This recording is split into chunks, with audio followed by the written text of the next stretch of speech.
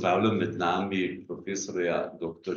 Emmanuela Agiusa iz Malte, redni profesor, dekan, več let je bil dekan na Teološki fakulteti na Malti na Univerzi, potem dolga leta tudi član Komisije za etiko pri Evropski uniji, se pravi na ravni Evropske komisije. Potem predava po celem svetu, v januarju je bil v Vietnamu, v Maleziji, potem prejšnji teden v Bonu, tako da je zelo iskan predavatelj. Veseli smo, da je gost naše teološke fakultete na povabilo profesorja dr. Romana Globokarja, s katerim pa že dolga leta skupaj sodelujeta pri različnih projektih, predavanjih z področja etike, tako da smo veseli, da imamo ta dva velika moralna teologa, ampak danes bomo dali besedo gospodu profesorju, ker je tema zelo zanimiva, bom zaključil s tem, bomo potem lahko spraševali, upam, da bo dovolj časa. So dear Emmanuel, you are so welcome in Ljubljana. You are the famous professor around the world, and we are happy. It's a privilege that you are with us today. So today is a very interesting topic about European Union values, bioethics, and this. There was a question. Yes, there is a question. So first of all, good morning to all of you. Once again, I thank His Grace, Bishop Anton Jamnik and Professor Roman Globogar for their invitation to come to the Faculty of Theology at the University of Ljubljana. There are a lot of common elements in the two faculties at the State University. And today it's my pleasure to talk about a theme which is at my heart, bioethical issues, not only in terms of values, but in terms of policies in the European Union. How did I get involved in this debate on and interest in the European Union and values? For 15 years, I have been a member of the European Group of Ethics, which was set up in 1991. In the European institution, this has been set up to be an advisory body on policies. This is what I mean by public policies, namely on legislations which are discussed at the European Union and then proposed by the by the commissioners and approved by the Council of Ministers. These are the three main institutions, the trilogy of the European Union. There are a lot of discussions and regulations going on. And the European Union has institutionalized ethics. This is interesting, because when you hear about Europe as a community of values, the first reaction, what type of values do I have in Europe? There are no belief in God, it's very pluralistic, it accepts everything. No, it's not true.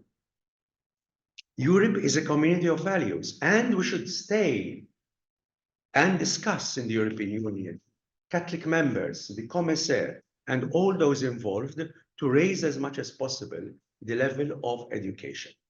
So this group, the European Group of Ethics, established in 1991, it's already a very positive decision by the European Union. I joined it in 2005, and during my 15 years experience, we wrote, with the request of the Commission itself and the President of the European Union, documents to give them to parliamentarians, to different stakeholders, in order to have a different views from an ethical point of view on many issues that were being discussed in the European Union, like, for instance, cloning of animals for food production, the question of GMOs, the question of nanotechnology, the question of embryonic stem cells, I will refer to that, the question of, we moved beyond the issue of bioethical issues to science and technology, because our group was concerned, what are the challenges of science and technology, which is moving forward, which is progressing, cutting-edge technologies, Europe as a competitive continent must implement and must invest in this type of research and technology in order to remain competitive. But what are the ethical issues? And the European Union is very much concerned and ready to listen to these type of issues. This is just to tell you how I got involved in the European Union. And obviously, during those 15 years, attending the monthly meeting, it was a monthly meeting for 2 days, and also meeting member states when a country has a presidency.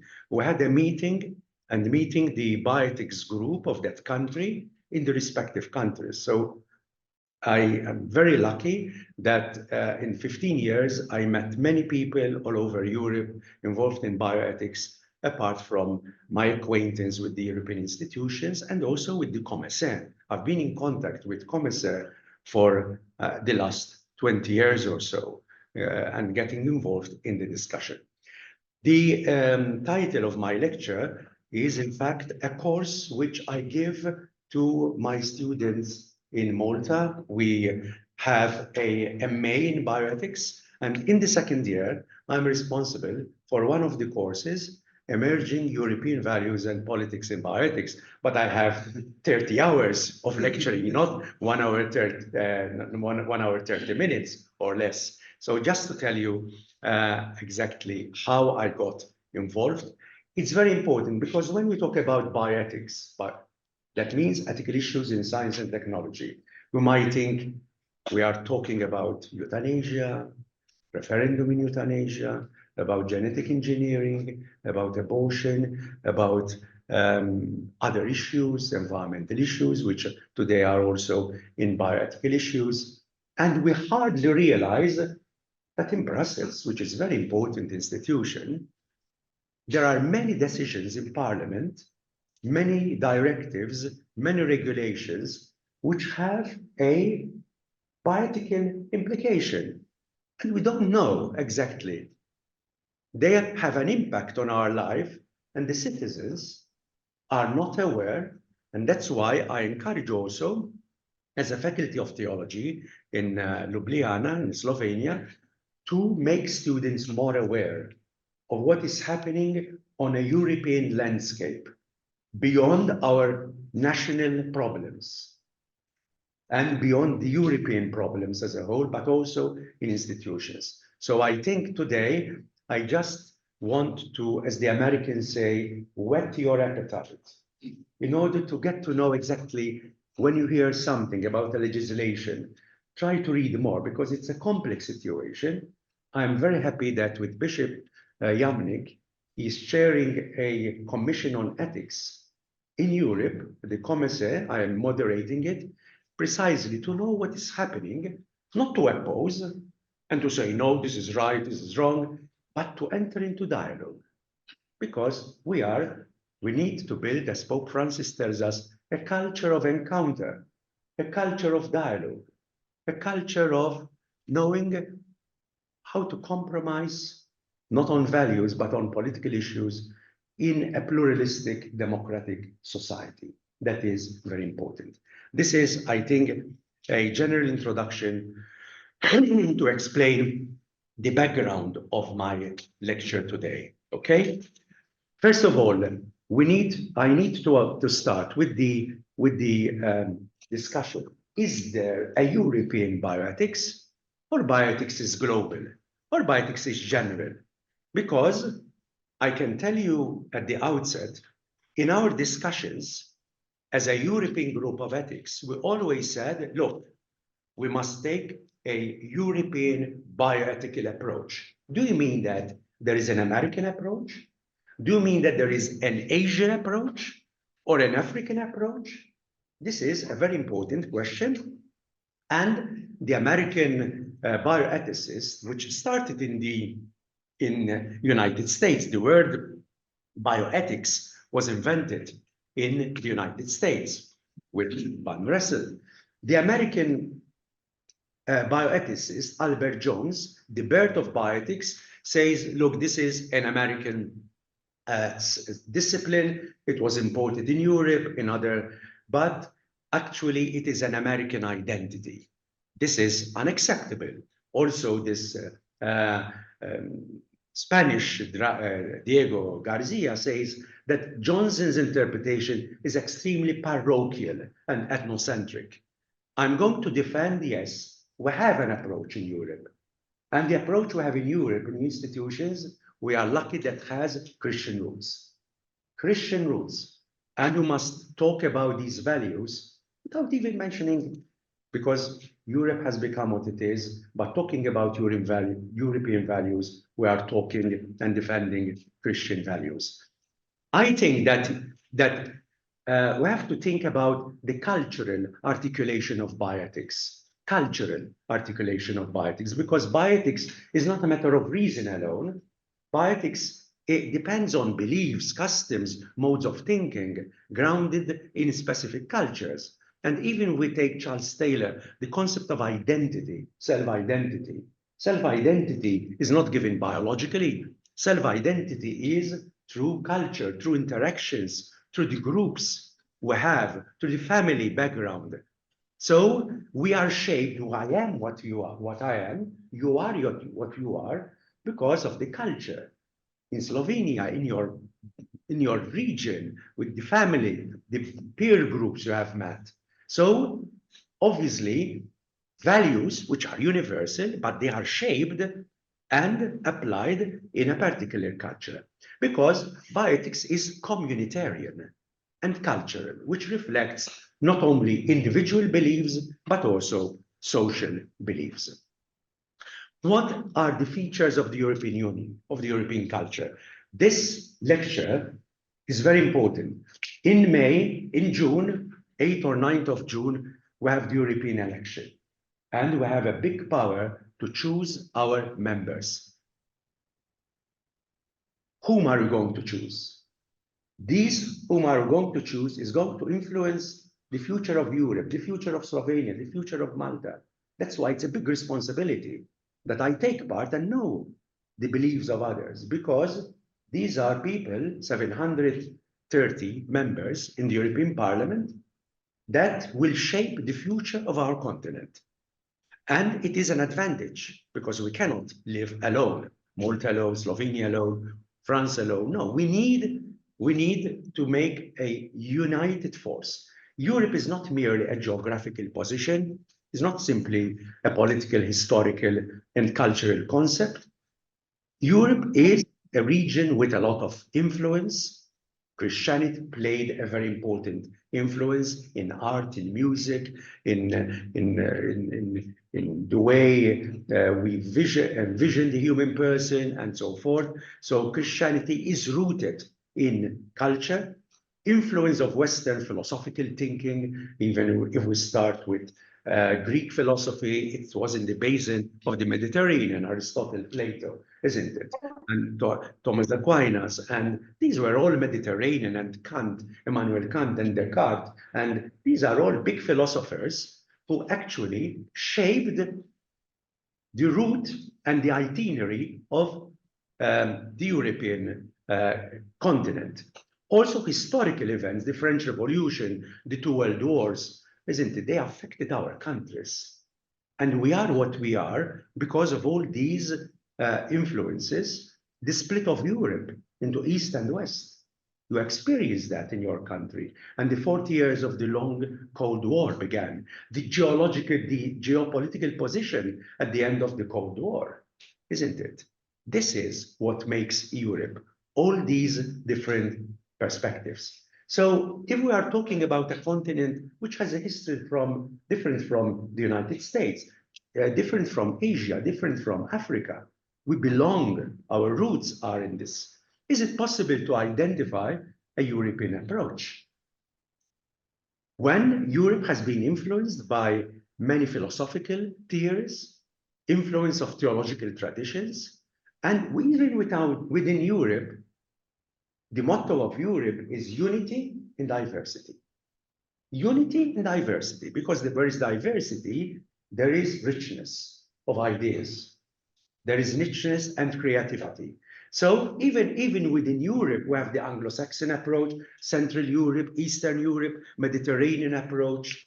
Even within Europe, it's a mosaic of different cultures. Even the Latin approach, namely the Mediterranean approach. For instance, the way we think about even a simple, not that simple, bioethical issue, should I give information to the patient, a life-threatening situation, the way we argue it in Malta as a Mediterranean country is different from Sweden, even though we belong to the same continent. So these are all cultural aspects which we are talking about, but I'm going to speak that European Union wants to harmonize, not to impose, harmonize, to find the common values. This is the value of the European Union. So the pluralism is the source of strength. We should not say, oh, Europe is no longer Catholic, no, Europe is moving like other countries. What can I do for Europe? That is the question. What can I do to make Europe more stronger in values? Unity among people with diverse cultural, religious beliefs, social status, and other democratic differences. Let me give you this anecdote, which was true. The Maltese representative, when Europe was discussing the Constitution of Europe, and the representative of Malta was director of the university, who was a big philosopher, a priest, Peter Saracino-Glot.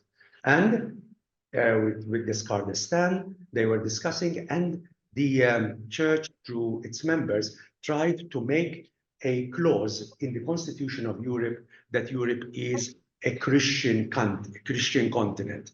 The European Union, the Freemasons, the other groups in Europe said, no, no way, no way, no way. And they succeeded to make in the Treaty of Europe that throughout the year, all religions, which is constitutional, all religions in Europe, not only Catholic, the Protestant, the Orthodox, because these are also have their truth, as we have, they meet and dialogue with European institutions in a structural way. And when this Maltese representative, this philosopher, rector, met Pope John Paul II privately, and he told him, look, we didn't succeed to make Europe in the Constitution as a Christian, but we succeeded to have a structural, formal dialogue within religions. Pope Benedict told him, that is much better than we wanted. What's the name of having Christianity in the Constitution, but we have a dialogue, the dialogue. And that is something which is Article 14, I'm going to mention that, which is very, very important. This, I think, I try to go as fast as possible because it's a long presentation to show you the validity of what the church can do, what ethicists can do in Europe in order to improve its standard of values. So there is a drive to harmonize values in Europe. Unity does not mean uniformity of political, economic, cultural life. This is the principle of subsidiarity. This is a principle from the Catholic social teaching. So when Europe is saying the principle of subsidiarity, I don't interfere in Slovenian political issues, because this is Slovenia. Whether Slovenia introduces a law on this, on that, I don't intervene, because the principle of subsidiarity, the language, political language, is Christian language, because it is a principle belonging to Catholic social teaching. But at the same time, European Union has a policy, very common policy in many fields. I will indicate that. But the European Union believes in national competence of member states. For instance, embryo research. This is not a decision of the European Union. Patenting issues, reproductive technologies on IVF, on reproductive technologies, on protection of animals, end-of-life issues. For instance, here you have the debate on euthanasia. The European Union does not enter It is a national decision. When we were joining 20 years ago, Malta is one of the countries in Europe, we don't have abortion law in Malta, okay? And one of those in opposition who did not want us to join the European Union said, if we enter the European Union, abortion will enter the day after. No, it's not true. 20 years have passed. This has nothing to do with Brussels. We decide, the Maltese citizens. You decide, the Slovenian citizens, about many, many bioethical issues. But in spite of that, on a European level, there are bioethical issues which we need to be aware of. So we have divergence of opinions. Okay, when we talk about the European Union, please, we need to make very clear distinctions because there are different institutions. And I'm going to show in my presentation how bioethics is exercised and it is employed in all different situations. The three main, the triology of the European Union are the European Parliament, the Council of Ministers, and the Commission. Among these, the strongest is the Council of Ministers. If you have something proposed by the Commission, voted by the Parliament, and the Council of Ministers does not approve it, does not approve it. But that is a process of democracy. Yeah? I mean, we are preparing a statement on democracy, the Komisije for the coming weeks, before the upcoming elections. And Europe is really a democratic value. And that is a very important value in Europe, democracy. But then you have the legal side, and you have two institutions in Europe. The European Court of Human Rights in Brussels, that is very important. And that is when someone feels in his own country that laws are violating one's own rights. You go to the local legislation court, you lose that, and you go to the European Court of Human Rights to have your right redressed and addressed. That is the European Court of Human Rights in Strasbourg. But there is the European Court of Justice in Luxembourg. And that is not on human rights in general, but on the rights coming from European legislations. From European legislations. So we have two wings of rights of courts. And in these institutions, there are continuously cases of bioethics. Continuously cases of bioethics, end-of-life issues, reproductive technologies, and so forth. And what are the landmarks of harmonization process? When we talk about the European Union, the bioethics in the European landscape, we should not forget that there is the Council of Europe. The Council of Europe has 48 member states. The European Union has 27 member states. And the Council of Europe is also engaged in many bioethical issues. And one of the conventions, very strong convention in bioethics on a European landscape, is what is called the Oviedo Convention, because it was what's signed in Spain in Oviedo. The European Convention on the Protection of Human Rights and Dignity of the Human Person. And there are a number of protocols. Protocol against cloning of animals, protocol to guide organ transplantations, biomedical research, and genetic testing. And many countries have signed them to approve them. And then they can also endorse them. So there are two levels, signing them, approving them, and endorsing them by becoming part of the national legislation. And there are many countries in Europe which actually sign them and endorse them. And that is a way of bringing European countries, respecting the diversity, but bringing as much harmonization. And harmonization is very important in Europe. Why?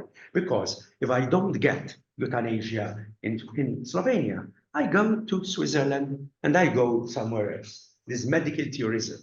If I don't get embryonic stem cells and pre-implantation genetic diagnosis In Malta, I go to England. Now, England is no longer, UK is no longer, or I go to Sweden, or I go to Belgium, where those are permitted.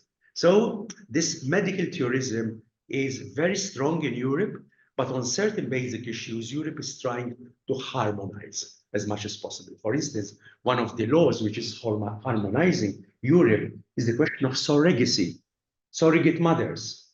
Europe is not telling you, country, Slovenia, Malta, introduce surrogacy. No, it's regulating. If someone has a surrogate mother, they have a baby, okay, and the law in Spain recognizes that, and then comes to Slovenia and Malta, and we don't have law, and we said, no, I don't recognize it. This has been recognized in Spain, but in Slovenia, no. This is something problematic, and Europe is rightly so. Why not recognizing this as the child of X and Y? Why should this be only in Spain and not in Malta and not in Slovenia? So there are certain moments of agreeing with this does not mean that I agree with surrogacy, but a form of legal protection we should give to the child, isn't it? We have to distinguish different levels and different levels of moral argumentation. Okay, so you know that bioethics was not the original aim of the European Union. When this was set up, was more after the Second World War to manage the economic community primarily, and also to create a project of peace. You know, after the Second World War, they said, look, the founding fathers, let's turn oil and steel not into weapons of destruction, but in material to make progress to people. And it was a project which succeeded in Europe. European members, that we have no wars, we have peace among us. But at the same time, we have the principle of subsidiarity, as I already said. It has become more evident that bioethical questions, however, so when European Union was set up, we did not have bioethical issues as the main center. But then bioethical issues started emerging, and it is a cross-boundary issue. For instance, pharmaceutical products, they move from England to Slovenia to, for instance, cells, cell cultures, and experimentation. They move from one country to another. So the European Union said, no, we need now to start thinking about legislations, because bioethical issues have no national boundaries. They have become continental, they have become European, transnational. And that's the reason why we need some form of regulation. And the three regulations, when you see the title, those are full of bioethical issues. Okay, for instance, Directive of 1998. I'm going to turn to that again. On the legal protection of biotechnological inventions. That means that in countries, every country is encouraged to innovation, to research. How do we control research in terms of patenting? I will explain the concept of patenting. But then, with that, emerged the problem of patenting of stem cell lines. The patenting of stem cell lines. And that is, you realized what I want. The patenting of stem cell lines. So there is a big debate on it. I will come back to this. The advanced therapy medical products, that the culture of cells and the biotechnology developed so far, so much, that we have on the market in Europe medications and therapies like gene therapy, like somatic cell therapy, like other means, and also medications taken from stem cells, that the European Union said, look, these are moving all over Europe. We need to make a legislation to protect the health of citizens, to protect the health of citizens.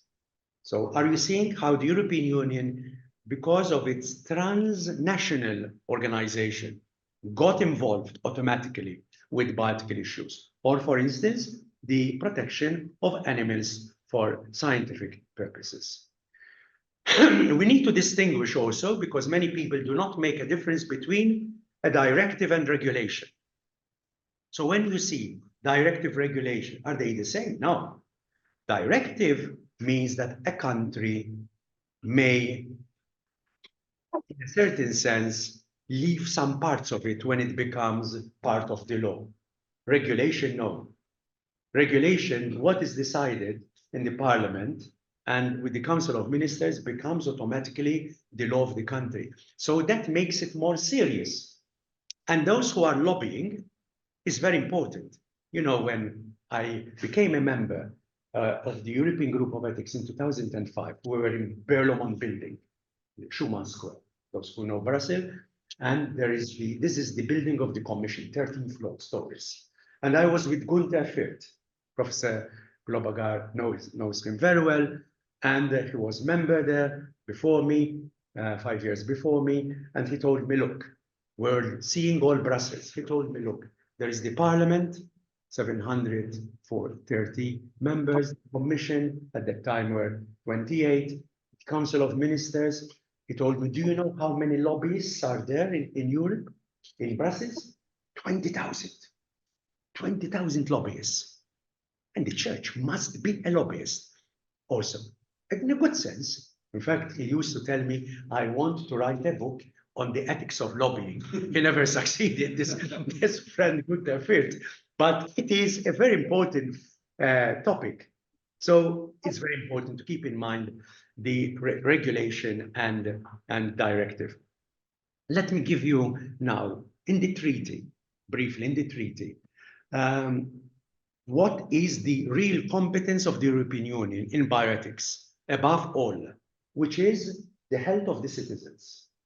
Only the health of the citizens is concerned, but particular issues, it's the competence of the member state, okay? So it has a limited competence, and the limited competence is on public health, not individual health, public health, Article 153 of the Treaty of the European Union.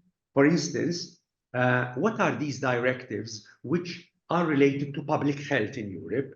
The directive of setting standards for the quality and safety of donation, procurement, testing, processing of human tissues and cells. Okay, so when you have multi-center laboratories and they are exchanging this information and biological material, how can we control it in such a way to be safe?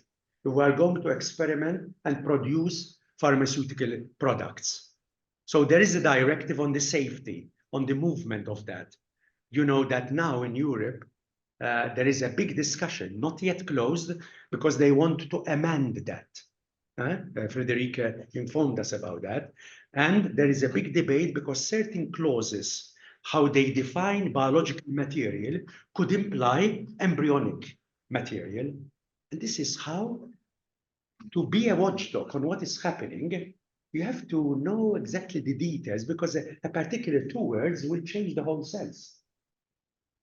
And obviously, if we want to protect human life from the very beginning, we need to work and lobby not to have that type of definition in that.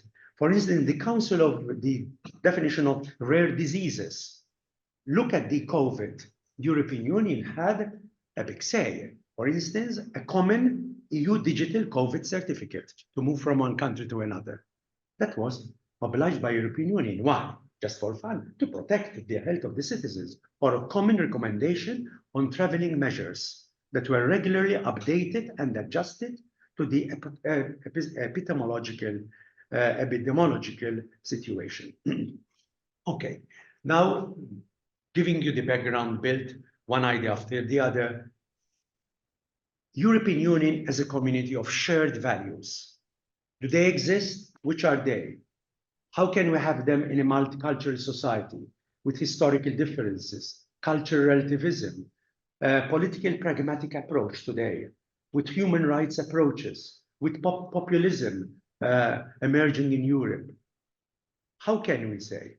Yes, the Maltese president of the European Parliament, Roberta Metsola, said Europe is about values more than it is about geography. And that is a very important consideration.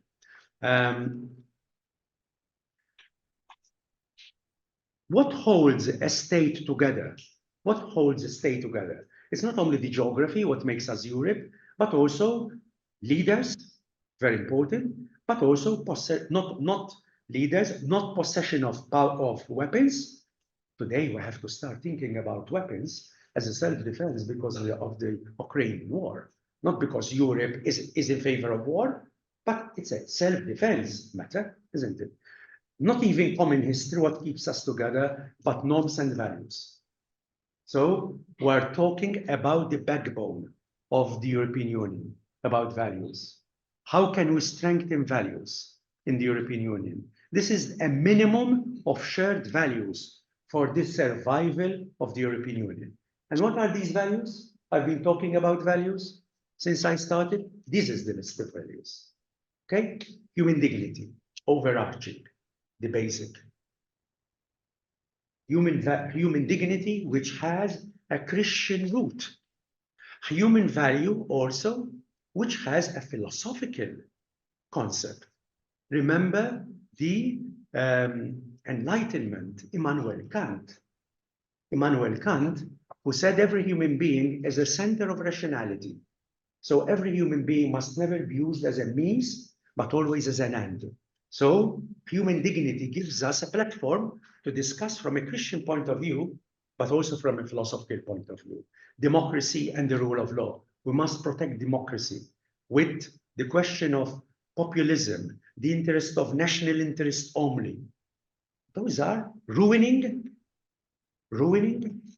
democracy in Europe. Freedom and autonomous, protection of human rights is very important. Integrity and health, safety and security, equality and justice, solidarity, subsidiarity, vulnerability is emerging as an important problem, okay? And also the question of justice, distribution of resources, and so forth. So this is when I say that the documents we have produced as a member of the European Group of Ethics and the statements we are making on behalf of the Komisije, this is the horizon of values on which we are talking. Does not mean that the United States, they don't speak about human rights and about security and health, but we give them that particular European perspective. For instance, the principle of proportionality. Do you know what is the principle of proportionality in Europe? If we can have a legislation in a national state without having an intervention from European Union, let's stick to that. There must be a proportionate reason to introduce a legislation in Europe. There must be sufficient reason. And that is, I think, very, very important in the discussion of values in Europe. Okay, let me give you now some statements very briefly, because we are lacking time, from a number of presidents of the European Union, and then from Pope John Paul II and Pope Francis, to show you that what we are doing. Someone might say, this is a faculty of theology. Why should we talk about Europe? The church is very much involved in Europe. The Pope Francis has gone to the European Union and Pope John Paul II and have spoken about that. So working in Europe and strengthening values is the evangelization in Europe, is our mission in Europe. But let's talk about these precedents. For instance, Jean-Claude Juncker, our values are our compass, that which leads us. For me, Europe is not just a single market or money, more than the euro, it is about values. Values. Ursula von Leyen, the current president, in the opening speech, when she became president, she said, "I am that candidate that thanks to all the men and women who built a Europe of peace, a united peace, a Europe of values." Values. Also, I am proud to live in Europe 4 years ago, in this open society of values and diversity. What did the popes say? If in 88, Pope John Paul II in the European Parliament, if the religious and Christian substratum roots of this continent is marginalized in its role as an inspiration of ethical and social efficacy, it would be negating not only the past heritage of Europe, but a future worthy of the European man. And by that, I mean every human man, to be a believer or non-believer. We believe in the dignity of human persons, not only baptized, and we believe in justice of all, not of those who are not sectarian. We believe in the humanity as a whole. Pope John Paul II, again, to the when 20 years ago, Malta, Slovenia, and others became members of the European Union. Look what Pope John Paul II stated in the fourth Sunday Easter on that famous window addressing the audience. In these days, Europe is reaching another important landmark in its history. 10 new countries are entering the European Union, 10 nations which by culture and tradition were and felt European, now to belong to this union of states. However, if the unity of the European peoples is to endure, it cannot be merely economic and political. Only a Europe that does not eliminate, but rediscovers its Christian roots, will be able to take up the challenges of the third millennium: peace, intercultural and interreligious dialogue, the safeguarding of creation. So Europe must be more than a market. It must have a soul. And that is what Jacques Delors started talking about, and the Jacques Delors Institute is continuously talking about giving a soul to Europe, giving a soul to Europe. And we are going to give a soul to Europe, to whom we vote in the European elections on the 9th. And it is the vote of every European citizens, because I'm not a citizen of Malta only, you are not a citizen of Slovenia only, we are citizens of Europe. And that is what makes us, both of us, citizens of one continent. The address of Pope Francis, this was a big event. I was there, and there was a big celebration by the Komisije in Rome. And Pope Francis said to the leaders of countries, what hope is there for Europe of today and tomorrow? The answer to that question is to be found in the pillars with which the Union's founding fathers, the leaders of Belgium, France, Germany, Holland, Italy, and Luxembourg, have laid 60 years ago, namely the centrality of man, concrete solidarity, openness to the world, pursuit of peace, development, openness to the future. Europe has a patrimony of ideas and spiritual values in this unique world.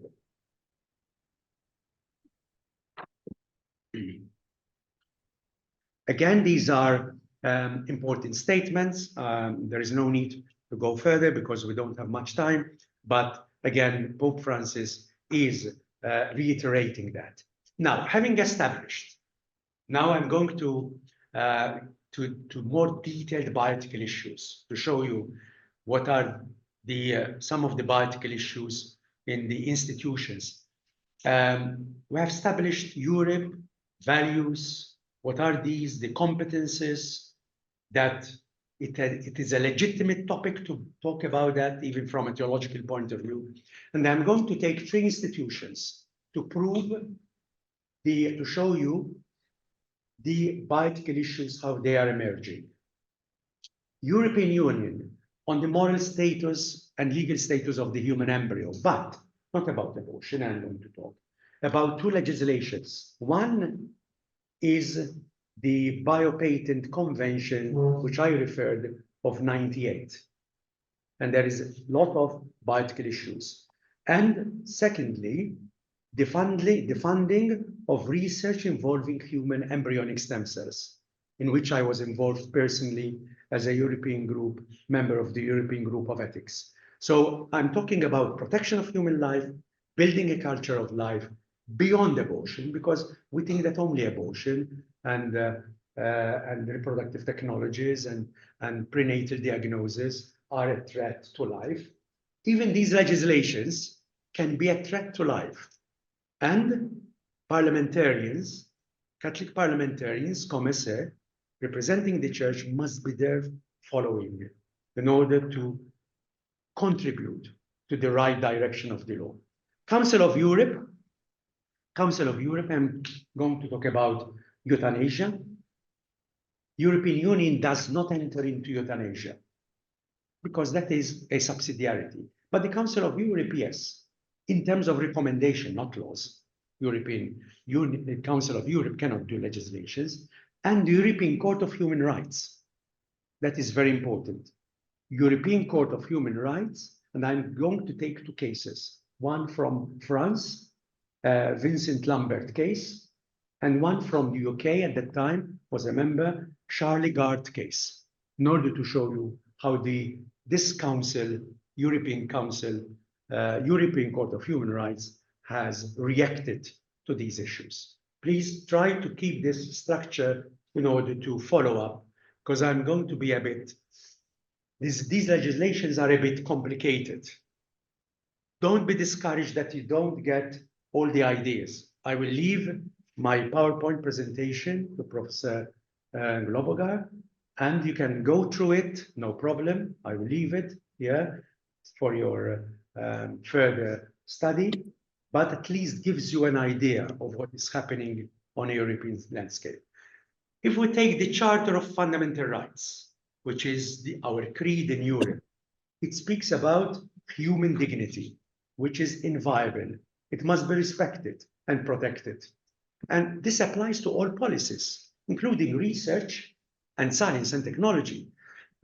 So the quest for new knowledge should never compromise the respect on human dignity. The problem is, when do we apply human dignity at what stage of life? This is the problem. When do we give content to human dignity? If we ask conservative, liberals, those who are in favor of no limits to science, of course I agree with human dignity.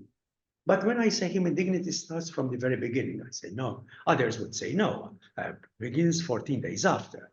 If he's a British in favor of Warnock Report, they say, no, there is no status in the beginning of human life. Okay, so these differences we have to keep into consideration, but we agree in principle that human life, human being, have dignity. In several member states, human embryos are being used and destroyed for the purpose of research. I don't think in Slovenia this is permissible. You don't have legislations that permit experimentations of embryos as in the UK or in Sweden or in Belgium, okay? Or in, for instance, in Germany. Germany does not accept it, but they import stem cell lines. Stem cell lines, that means lines which have been cultured, stem cells, out of stem cells taken from embryos in different research centers. They import them, not from their own distracted embryos, because it's not permitted in law. Because Germany is very strict, Christianity, but Kant. Kant is very present in the German culture, the Enlightenment, okay? And they take that. So we have a diversity of practices on the destruction of embryos for research. This kind of research obviously can bring a lot of benefit to humanity. We don't deny this. This experimentation can bring about benefit.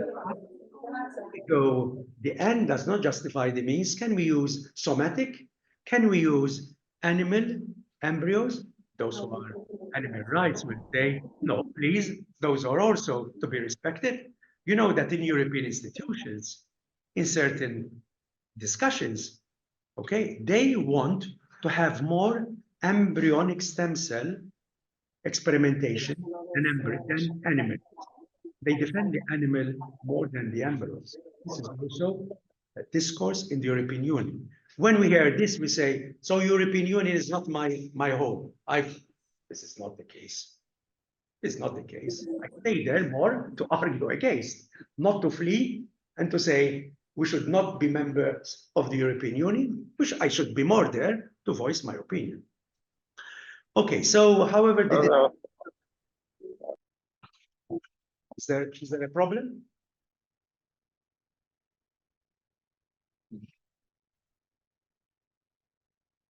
Hello?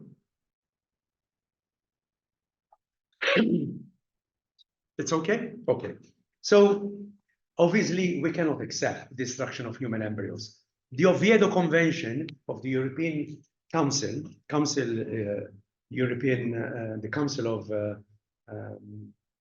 of the European Union, there is Article 18, which is very important, where it states that where the law allows research of embryos in vitro, it should ensure adequate protection. The problem is, what do you mean by adequate protection? It's so general. But two, at least, the creation of human embryos for research purposes is prohibited. And that's why UK never signed it, because they want to create embryos. Okay? Other countries did not sign it because they want more liberal. Presently, in Europe, in the Council, in the European Council, there is a big debate to change Article 18. So this is not to be taken for granted. We need to defend that. And even as Komisije, Bishop, we need someday to think about this and to write something in favor of protecting, because they are saying science is moving so far that this has become obsolete now as an article. And we need scientific arguments more than ethical arguments to justify our position. But this is something which we need to do in the future. So there are major discrepancies about this legislation. I already told you, when we talk about the policy in Europe in general, all members in Europe, all countries, we find 4 general positions. Those where no research is permitted: Malta, Slovenia, Italy, also Poland, as far as I know, Ireland also. Then, so those research is not permitted. Research is permitted by existing stem cell lines, Germany, I mentioned. Research permitted by supernumerary embryos, France accepts that, but not from leftover embryos, still embryos. Research permitted both by supernumerary and creating embryos. UK, no longer. Sweden, Belgium, these are all accepted with no limit at all. So we have divergences. Okay, divergences in ethical perspective. Now, let me give you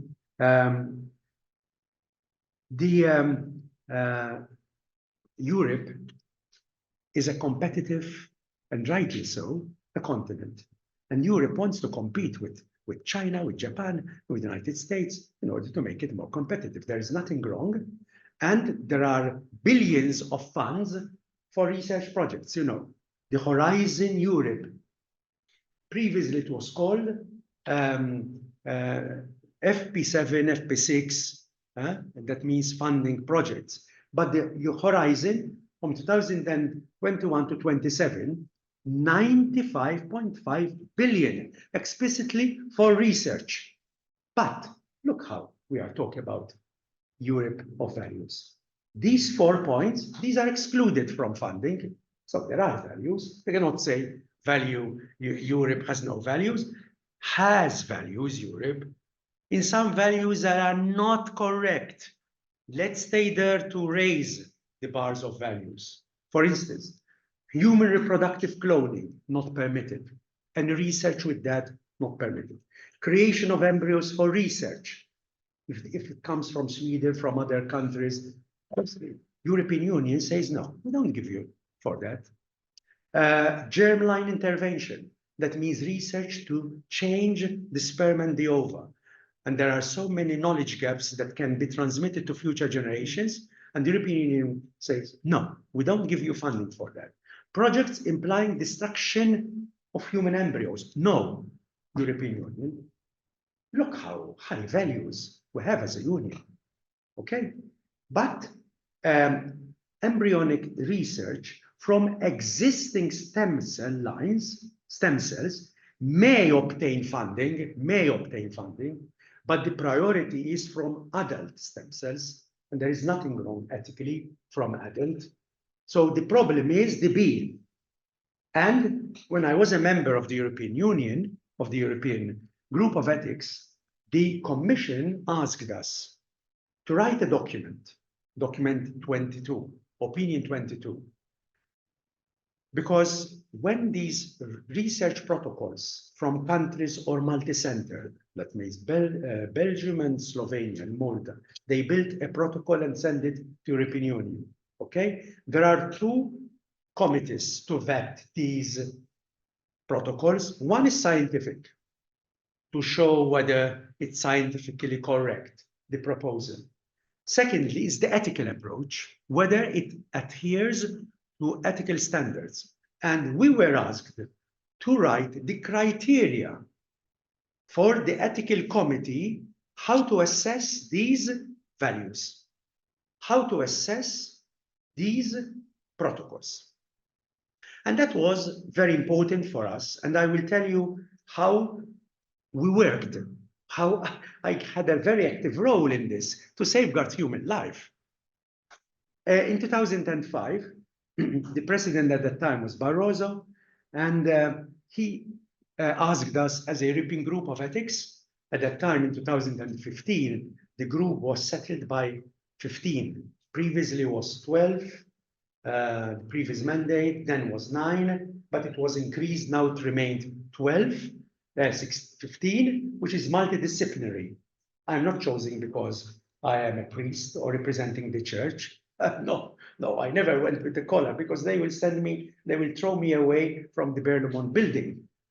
You have to be there secular, but yeah, you need to know the values, how to talk about them in a very philosophical, subtle way. I never quoted the Pope. I never quoted the scripture, but I quoted values, which we believe in, and that's very important, okay? So it's multidisciplinary, multicultural, scientists, ethicists, biologists, lawyers, and that makes it very, very interesting. I think Slovenia has not a member yet. And Roman, it's your turn next time to apply and to become a member of this European Group of Ethics, which is very important and gives you a very interesting, you learn a lot, you contribute a lot, but you learn a lot. Let me tell you in briefly how I tackled it. We were 15. 5 of us, myself, the representative from Austria, Professor Gunter Fitt, one from Slovakia, Joseph Glaser, one from Poland, and the other one from Italy. We were against. The others were in favor. Obviously, we are 15 because we are chosen on personal capacities, not sent by the government, okay? And we said, look, we are going to judge, to give opinion to the European Union, how to assess protocols with the destruction of embryos. I cannot accept it. I cannot sign it, this document. And we start talking. We met many times. We invited scientists to help us how to present arguments from a scientific point of view. And then we met the nuncio, the Vatican's representative to the European Union, which was Depuis at that time, French. And we met him and we told him, look, we have a plan how we are going to deal with this. We are going to stay in the group, stay in group. We are not saying we don't want to discuss. We said, we are going to discuss because the political decision has been taken. Parliament has taken in favor of giving funds to certain protocols with embryos. Council of Ministers voted in favor. The Commission voted in favor. We cannot change them and go to the Council and tell them, change the opinion. No. So the political decision has been taken. And we wrote a letter, I drafted the letter to the Secretary of State, and we told them, look, this is the scenario. We are going to stay in the group. We try to raise the level of discussion and bring more arguments to restrict as much as possible protocols chosen with the destruction of embryos, but we are going to sign it. And we are not going to have a minority report, because they say, look, what do you expect from Poland, a priest from Austria, and we lose all arguments. And that was a big eye-opener, how to work in a world in Europe of diversity, and how to find my place with the tranquility of conscience, working. Maybe we disagree on many things. Let's talk about what we agree. Let's talk how to consolidate what we agree upon, but then we remain friends as ever. Okay? And next time we try to raise more the levels. And that's what we did. Look, the distinction between political and ethical compromise. We insisted, we must include in the opinion, which was included, that among the group, there is a diversity of opinion as the rest of Europe. Some of the members disagree in principle against the destruction of human embryos. That was stated. But then we brought many arguments, even scientific, and then we signed it. So if you see opinion 22 on destruction of protocols, there is my name, Gunther's name, no problem. We never had any problem. Okay, that is very important. And our argument, the insight was Evangelium Vitae, Pope John Paul II, paragraph 73, which states, when it is not possible to overturn a contentious law or public policy, it is morally illicit to present or support proposals aiming at limiting the harm done by such policies. Il bene possibile. The possible good we can do. We can go. We have spent 2,000 years and the world, Christ have died for us, and we have not yet saved the world. Do you think that I'm going to save it? No. Let's wait. But I do my best to save it. This was a big eye-opener for me, to limit the danger involved in this discussion. Okay, so let me move on. I don't think that, because it's from 9:30 only. Maybe next time when I come, I will develop it further. The attempt, this is another legislation. Look, so that was a policy. Nobody was thinking about it, but it was a big policy, and we brought values in it. We raised the level of values. The law of 1998, the directive on patenting. That means inventions with biological material, out of which you can do pharmaceutical products and you can use embryos, how can we deal with this, okay?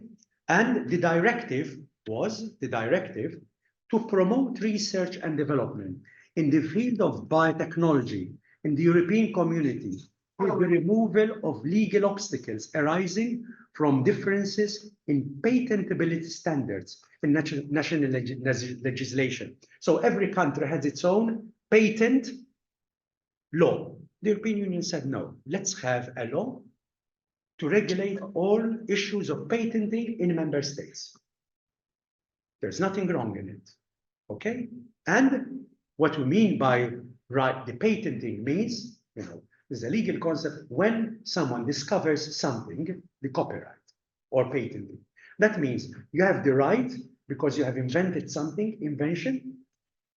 It's always for industrial use. And it has to be innovative, something new, not a copy of nature, but something innovative, okay?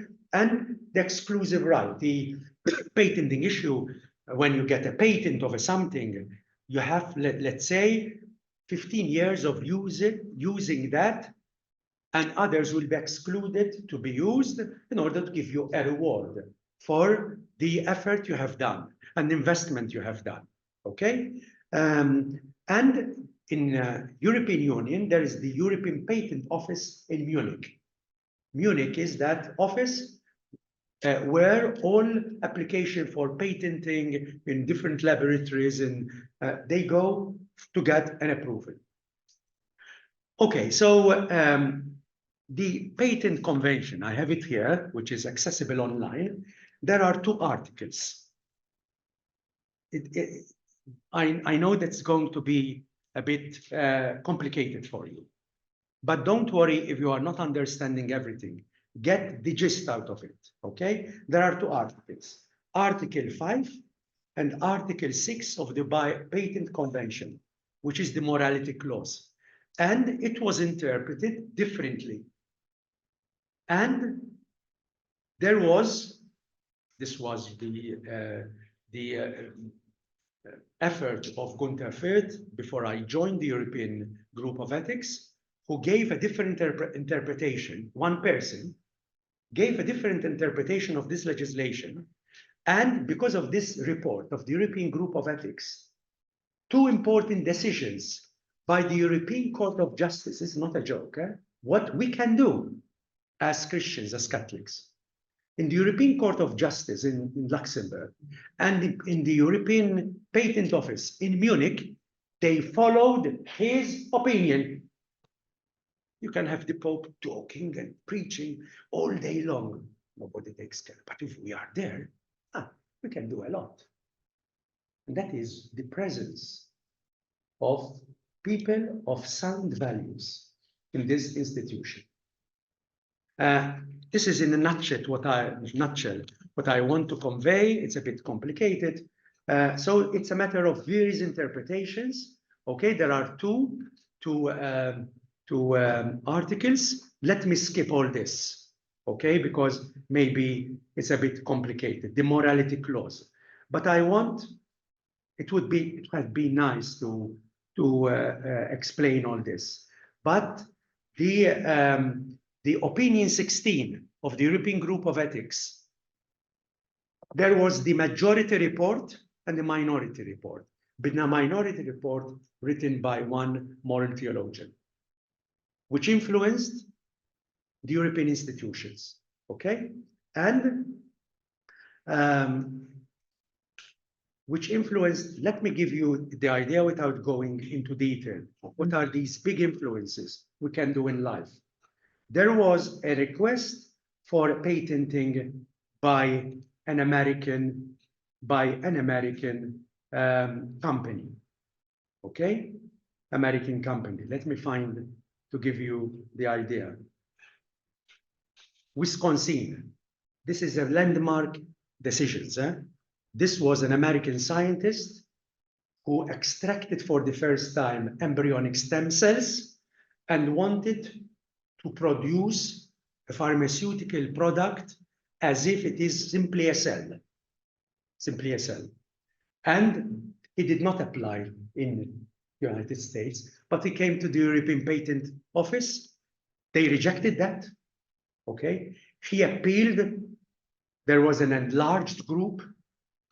Komisije was very much involved in this amicus curiae. They wrote a letter with different signatures from Europe to speak against this Wisconsin-Thompson case. And the ultimate decision was, no, we cannot give you this because you are using stem cells which violate the directive of 1998, which was in line with the decision of the European Group of Ethics, the minority report, okay? And this is how it was. Let me give you, Komisije reacted to that at that time, okay? A very strong copy, position, reaction, Komisije. okay? And Kek also. So Komisije is of the Catholic Church, Kek is of the Protestant Church. They did a statement together because it was an interpretation of two clauses in a legislation. Look how you have to go into these details to understand what is happening in the European Union, okay? And the opinion was published. Gunther Fürth, this is the moral theologian who wrote this dissenting opinion. And the problem was taking an article, Article 6 to C, both of them, both the majority and the minority report, okay? But they interpreted in a different clause from the same legislation. One interpreted that we are doing nothing wrong in having stem cells and we culture them and we have patents. That means ownership and we can do whatever we like for experimentation. But Gunther Fürth, the second part, said, no, come on. There is another clause which says that industrial application of a sequence or partial sequence of a gene must be disclosed in the patent application. So he told them, look, tell us why you want to patent stem cell lines. Is it just for fun or just for industrial purpose? And the body and parts of it can never be used for industrial purposes. And the decision was taken. A big decision in Europe, okay? Just to tell you, this is again the dissenting report. Unfortunately, we don't have time.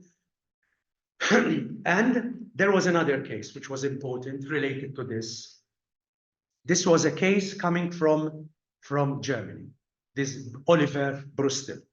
Oliver Brüstel invented something, okay, in 1997, and he was using original cells extracted from human embryos to use them as nerve cells. So to heal Parkinson's disease and Alzheimer's disease, you would say, wow, this is wonderful. But they were using stem cell lines, stem cells. And you know from biology that when the embryo is totipotent, if you take a cell out of it and you culture it, it becomes an embryo. So it is embryo, okay? And who contested to Oliver Brüstel in Germany? The Greenpeace. Because even in Europe, when there are issues of life, the Green Party is the greatest alliance with Komisije. The greatest alliance with Komisije when we have life issues, okay? And the Advocate General at that time, 2002, already made an indication that human life begins at the moment of fertilization. This is the Brüstel case. But then the Anscombe Center in the UK, I was involved in it. We wrote a letter to Nature, which is very influential, signed by 23 other professors. And we said, no, we don't want to support Brüstel's case. Okay? And then the European Court of Justice in Luxembourg said no. No, we cannot permit Brüstel's case to be interpreted as patenting now, as ownership of stem cells extracted from embryos. And when this European Court of Justice said no, the scientific community interested in marketing, it was a big blow for them. Big blow, because a big blow for experimentation on embryos as a whole. Because embryo experimentation is for commercial use and nothing else, not just for fun. Commercial use. So this blocked the commercial use. It was a landmark decision. In the last, shall I leave some minutes for discussion? Now I go to the end of it. So far, I discussed bioethical issues in the European Union, in the Council, and in the European Court of Justice in Luxembourg. Now I move with these slides to the European Court of Human Rights.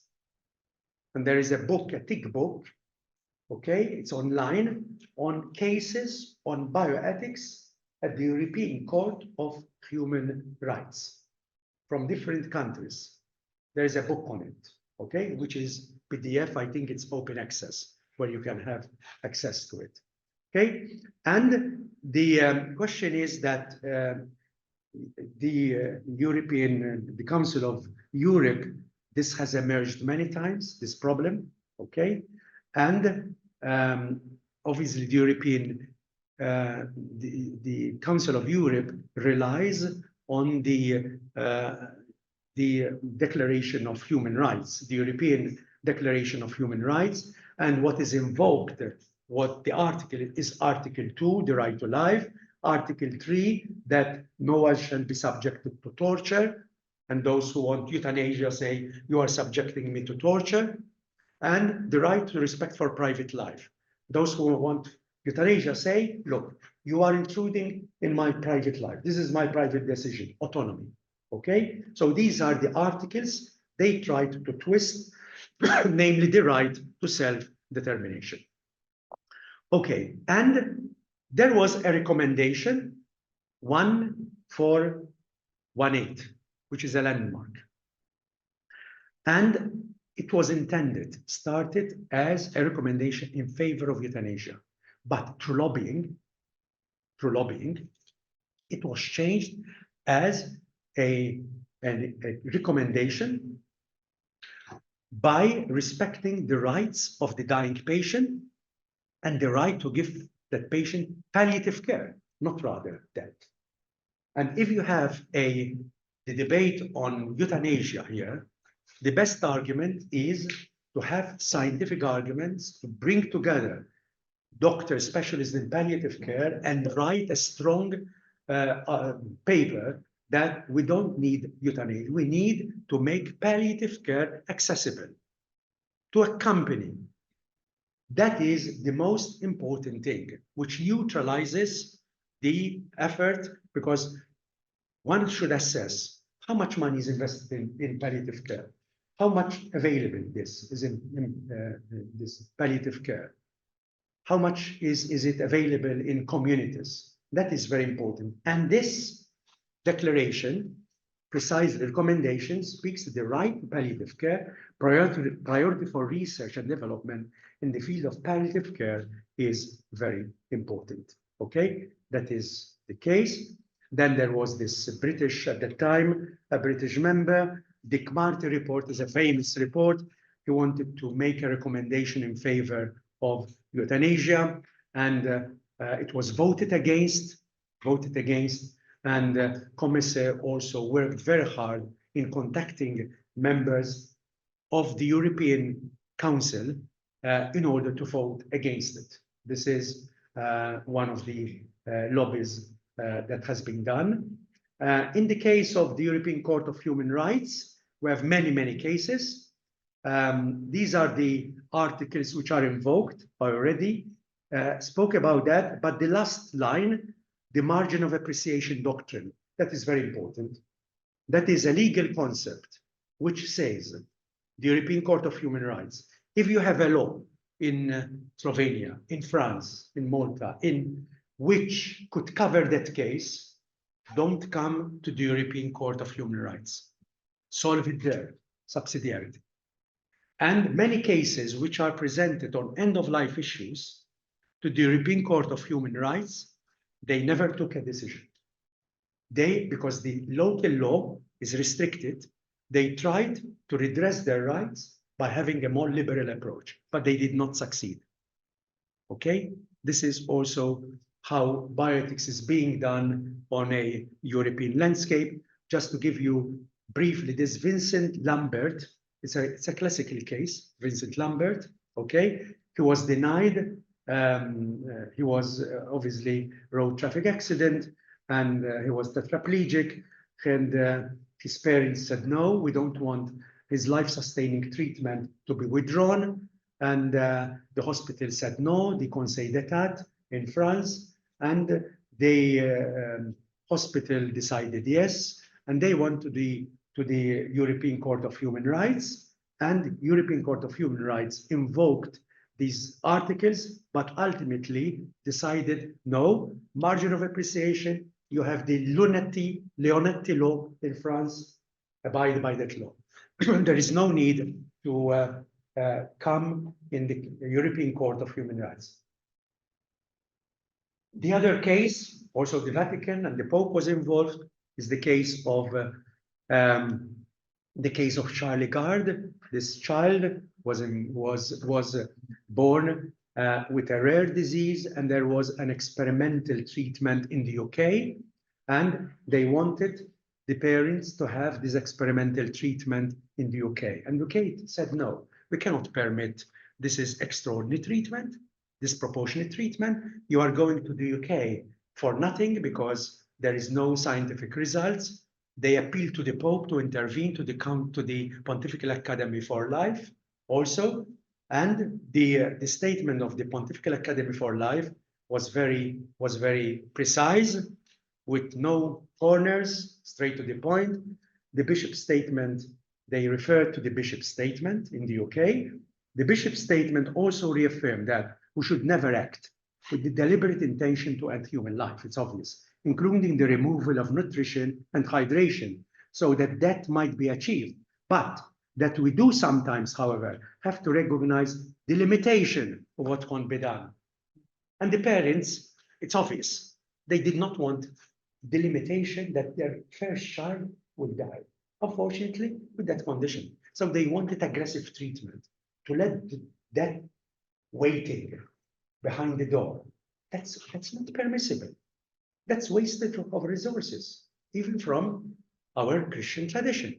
And we must do what advances the health of the patient, but we must also accept the limits of medicine. Just to show you that the Pontifical Academy for Life obviously has empathy and sympathy to the parents. What can you say? But the decision taken by the hospital in the UK was correct, isn't it?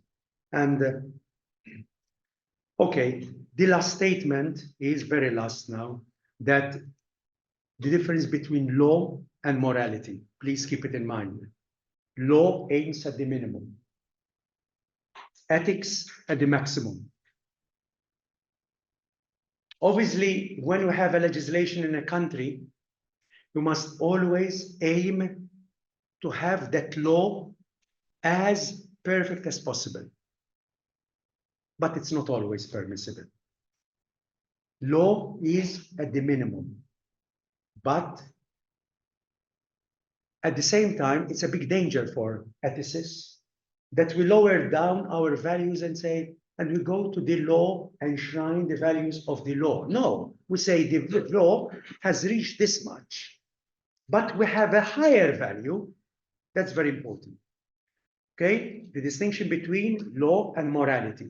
Secondly, the empirical pluralism, structural pluralism, and normative pluralism. We have empirical pluralism, we have to accept it. Structural pluralism, we have to accept it. But normative pluralism, never. We have a set of values, standard of values. We don't accept ethical relativism, okay? And the Article 17, I already told you that the role of the Church in Europe is to have this structural dialogue and consultation, and by means of this, that open and transparent, regular dialogue. What a beautiful statement that churches have a voice, a very strong voice in Europe. Thank you.